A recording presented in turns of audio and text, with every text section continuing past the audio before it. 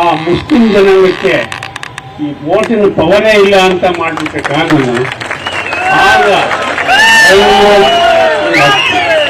ಖಂಡಿತ ಅದನ್ನ ಮಾಡಬೇಕು. ಪಾಕಿಸ್ತಾನದಲ್ಲಿ ಅದೇ ರೀತಿ ಅವ್ರು ಮಾಡಿರ್ತಕ್ಕಂಥದ್ದು ಬೇರೆಯವರಿಗೆ ವೋಟ್ ಮಾಡ್ತಕ್ಕಂಥ ಅಧಿಕಾರ ಇಲ್ಲ.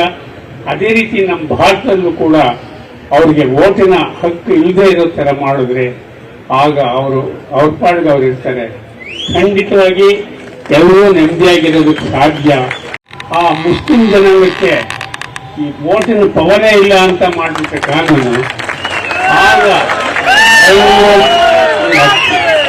ಖಂಡಿತ ಅದನ್ನ ಮಾಡಬೇಕು. ಪಾಕಿಸ್ತಾನದಲ್ಲಿ ಅದೇ ರೀತಿ ಅವ್ರು ಮಾಡಿರ್ತಕ್ಕಂಥದ್ದು ಬೇರೆಯವರಿಗೆ ವೋಟ್ ಮಾಡ್ತಕ್ಕಂಥ ಅಧಿಕಾರ ಇಲ್ಲ.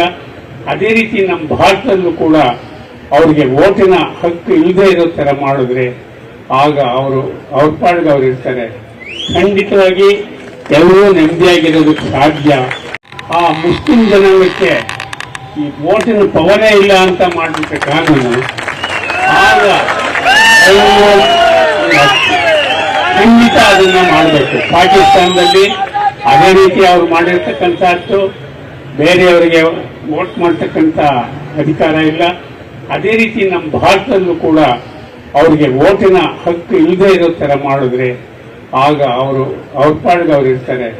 ಖಂಡಿತವಾಗಿ ಎಲ್ಲರೂ ನೆಮ್ಮದಿಯಾಗಿರೋದಕ್ಕೆ ಸಾಧ್ಯ. ಆ ಮುಸ್ಲಿಂ ಜನಾಂಗಕ್ಕೆ ಈ ವೋಟಿನ ಪವರೇ ಇಲ್ಲ ಅಂತ ಮಾಡಿಬಿಟ್ರೆ ಕಾನೂನು, ಆಗ ಖಂಡಿತ ಅದನ್ನ ಮಾಡಬೇಕು. ಪಾಕಿಸ್ತಾನದಲ್ಲಿ ಅದೇ ರೀತಿ ಅವ್ರು ಮಾಡಿರ್ತಕ್ಕಂಥದ್ದು ಬೇರೆಯವರಿಗೆ ವೋಟ್ ಮಾಡ್ತಕ್ಕಂಥ ಅಧಿಕಾರ ಇಲ್ಲ. ಅದೇ ರೀತಿ ನಮ್ಮ ಭಾರತದಲ್ಲೂ ಕೂಡ ಅವ್ರಿಗೆ ವೋಟಿನ ಹಕ್ಕು ಇಲ್ಲದೆ ಇರೋ ಥರ ಮಾಡಿದ್ರೆ ಆಗ ಅವ್ರ ಪಾಡಿಗೆ ಅವ್ರು ಇರ್ತಾರೆ.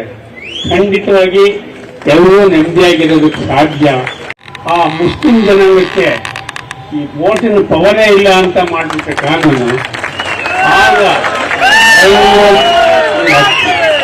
ಖಂಡಿತ ಅದನ್ನ ಮಾಡಬೇಕು. ಪಾಕಿಸ್ತಾನದಲ್ಲಿ ಅದೇ ರೀತಿ ಅವ್ರು ಮಾಡಿರ್ತಕ್ಕಂಥದ್ದು ಬೇರೆಯವರಿಗೆ ವೋಟ್ ಮಾಡ್ತಕ್ಕಂಥ ಅಧಿಕಾರ ಇಲ್ಲ.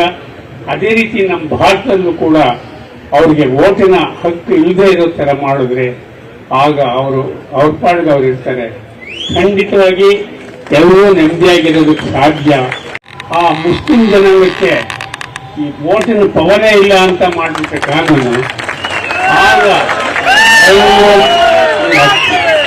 ಖಂಡಿತ ಅದನ್ನ ಮಾಡಬೇಕು. ಪಾಕಿಸ್ತಾನದಲ್ಲಿ ಅದೇ ರೀತಿ ಅವ್ರು ಮಾಡಿರ್ತಕ್ಕಂಥದ್ದು ಬೇರೆಯವರಿಗೆ ವೋಟ್ ಮಾಡ್ತಕ್ಕಂಥ ಅಧಿಕಾರ ಇಲ್ಲ.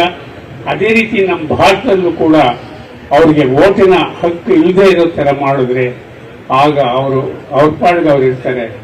ಖಂಡಿತವಾಗಿ ಎಲ್ಲರೂ ನೆಮ್ಮದಿಯಾಗಿರೋದಕ್ಕೆ ಸಾಧ್ಯ.